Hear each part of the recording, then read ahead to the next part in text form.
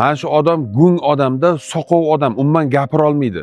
Videoni ko'ringlar. Savollar men mana shu gung bolalar haqida 4-5 ta faktni keltirib o'taman. Agar to'g'ri aytsam, to'g'ri aytding deb yozib ketinglar.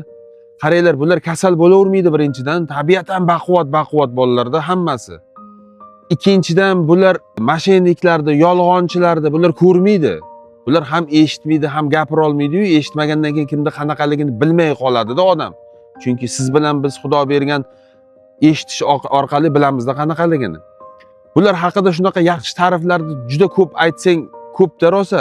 Bularning eng kerakligini aytmoqchiman. Bular jannatni naqd qilib qo'ygan bolalar. Umr rosa qisqada. Ko'ryapmiz-ku, kechagina maktabda o'qib yurardik. Bugun uje salkam 50 ga kirib qoldik hammamiz. Mana shu bola ham tanilishni xohlayapman deyapti-da, meni oldimga kelib turib, men ham tanilay deyapti. Bo'ldi, gap yo'q. Tanilish kerak bo'lsa, tanitaman, sen akamsan, yaxshi bolasan dedim. Shunga mana shu videoni iloji boricha rekka chiqarib yuboraylik, kommentariyalar yozib, mana shu bolalar haqida, nafaqat bu, barcha yurtimizdagi gapira olmaydigan bolalar haqida yaxshi tilaklarni yozib yuboringlar. Bir xursand bo'lsin, bular ham mazza qilib yashashga haqqi borda. Bu qarzga botib yotib, ish yurmay turgan, muammoga kirib qolgan bolalar.